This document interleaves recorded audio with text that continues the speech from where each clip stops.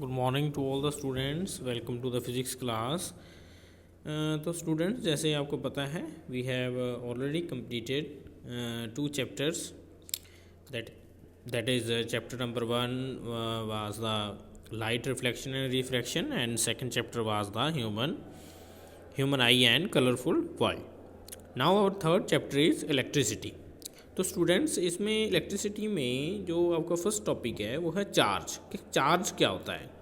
तो students charge जैसे ही अपनी बात करें, व्हेन वी रब टू थिंग्स, जैसे आपने कई बार ये एक्टिविटी करके भी देखी होगी। तो एक्टिविटी क्या है बेटा कि आपने शायद कभी अपने जो आपके पास स्केल होता है, with that you rub that scale with your hairs and then try to pick up the small pieces of paper with that scale. तो स्टूडेंट्स वो स्केल जो है that start attracting the small pieces, the lighter pieces of paper, तो वो क्यों attract करता है? तो रीज़न वहाँ पे क्या है? वहाँ पे रीज़न है चार्ज, कि जब आपने अपने स्केल को रब किया तो उसमें चार्ज आ गया, दैट मे बी पॉजिटिव और नेगेटिव। तो उसमें जब चार्ज आ गया बच्चों, तो अब वो क्या है, अब उसमें पावर आ गई, फोर्स लगाने की पावर आ गई कि वो अट्रैक्शन फोर्स लगा सकता है या रिपल्शन फोर्स लगा सकता है। तो बच्चों इसी चीज़ को, इसी प्रॉपर्टी को, कि उसमें जो प्रॉपर्टी आ गई कि वो फोर्स लगा सकता है, उसकी इस प्रॉपर्टी को हम उस बॉडी का चार्ज कहते हैं। That body is charged body. Students इसमें टाइप्स ऑफ चार्ज हैं, two types, one is positive, one is negative.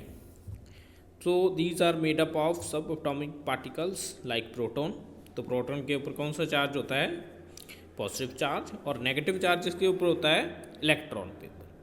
तो स्टूडेंट्स इस तरह से पॉजिटिव चार्ज किसके ऊपर है? प्रोटॉन के, और नेगेटिव चार्ज इलेक्ट्रॉन की। ऐसा यूनिट क्या होती है चार्ज की? ऐसा unit of charge is coulomb. और इलेक्ट्रॉन के पास कितना चार्ज होता है? इट इज़ यहाँ पे 1.5 लिखा हुआ है, but it is 1.6। Okay, remember this, ये थोड़ा सा गलत हो गया। तो it is not 1.5 into 10 to the power minus 19, it is 1.6 into 10 to the power minus 19।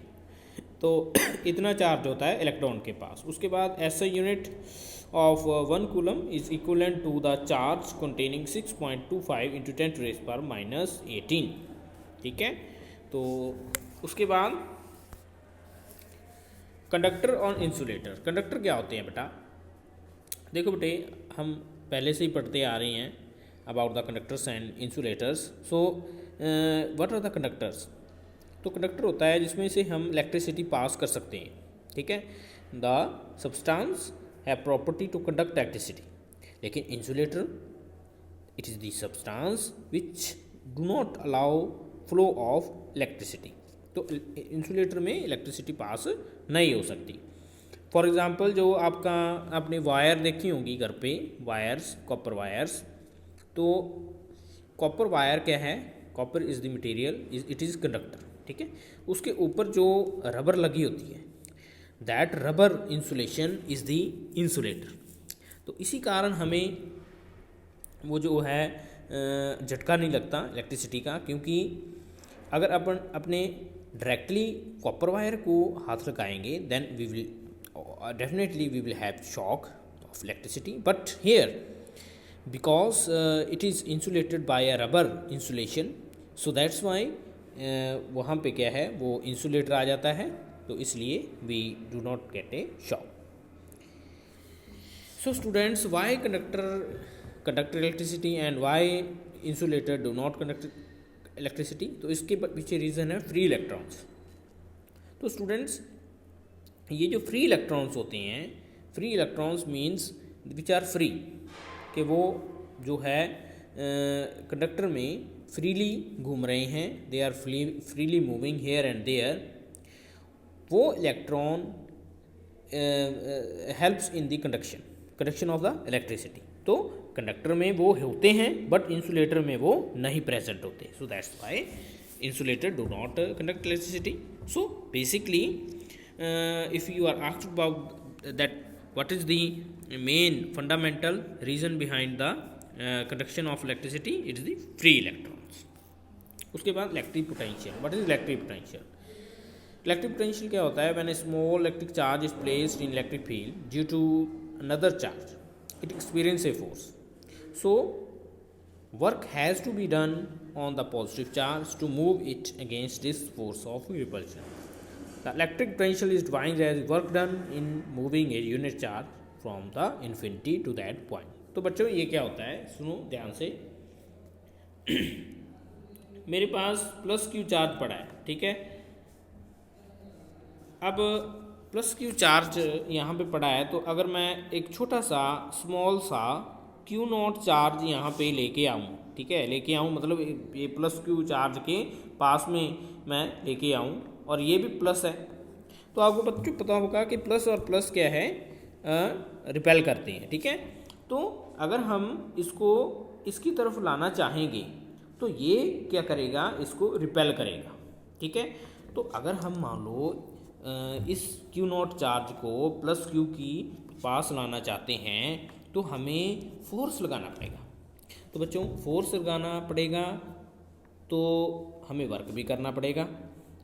तो इसी वर्क को हम इलेक्ट्रिक पोटेंशियल बोलते हैं कि किसी चार्ज को इन्फिनिटी से किसी पॉइंट तक लाने के लिए जितना वर्क हमें करना पड़ता है. अब ये वर्क किसके अगेंस्ट कर रहे हैं हम? ये जो चार्ज है ये फोर्स लगा रहा है, रिपल्शन फोर्स, इसके अगेंस्ट कर रहे हैं. सो this is called electric potential. उसके बाद है पोटेंशियल डिफरेंस. तो बच्चों पोटेंशियल डिफरेंस क्या होता है? पोटेंशियल डिफरेंस आप ऐसे मान सकते हो कि एक तरह का, जैसे मान लो ये कोई रूम है, रूम के ऊपर एक टंकी पड़ी है, ठीक है, और इसकी पाइप जो है वो नीचे को आ रही है और यहाँ पे टैप लगी हुई है, ठीक है, और पानी बाहर आ सकता है. नाउ स्टूडेंट्स, अगर यहाँ पे अपने बात करें कि यहाँ पे पानी है full of water, this tank is full of water, और पानी क्या है, जब अपने नल खोलेंगे यहाँ पे tap, we will open the tap, so the water flow from tank to the ground. तो स्टूडेंट्स ये क्यों हो रहा है? Why it is happening? तो students the reason behind this that there is a height difference between tank and the tap. अगर मान लो ये जो टैप है और ये टैंक है, इनकी हाइट सेम हो तो वाटर फ्लो नहीं करेगा. तो वाटर फ्लो कब करेगा? When there is a height difference. तो स्टूडेंट्स ऐसे ही करंट में होता है. करंट में अगर पोटेंशियल जो है किसी दो पॉइंट का पोटेंशियल, जैसे ये ए पॉइंट है और ये बी पॉइंट है, दोनों का पोटेंशियल, इनको दोनों को मैं वायर से जोड़ देता हूँ. तो अगर दोनों का पोटेंशियल जो है वो सेम है, then there will be no current flow through the conductor और वायर.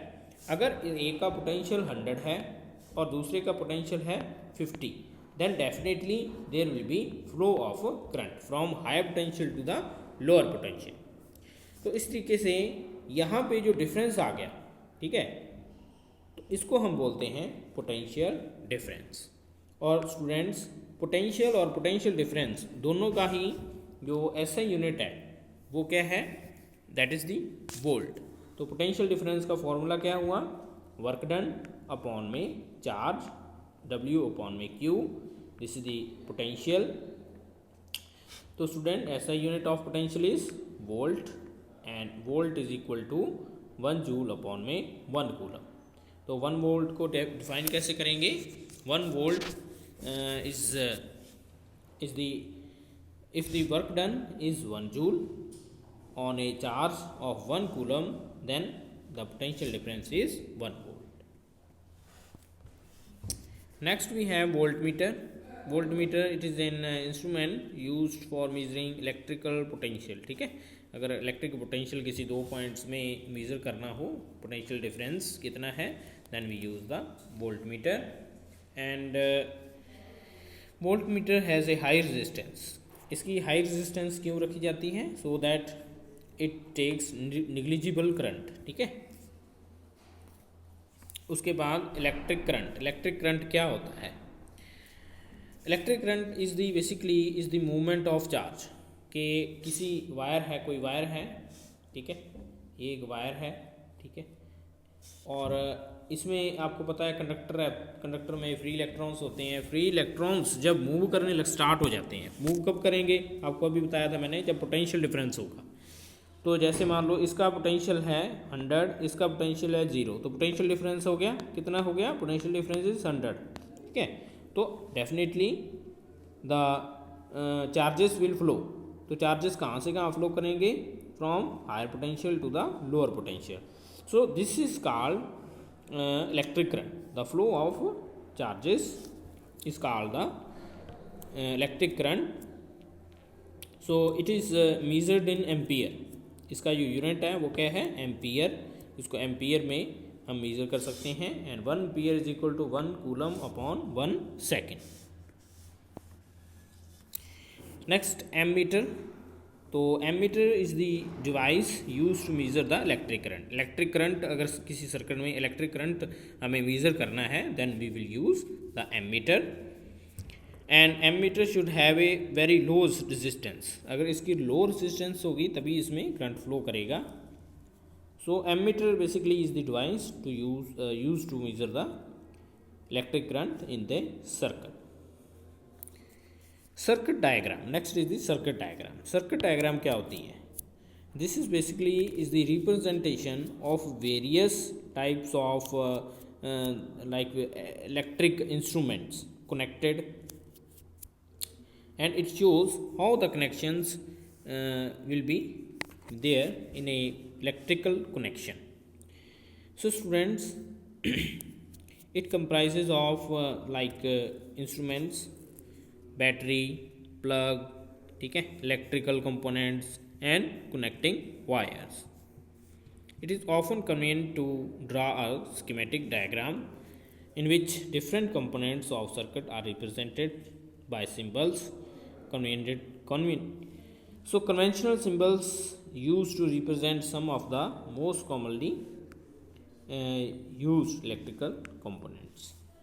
तो ये है हमारे पास इलेक्ट्रिक सर्किट।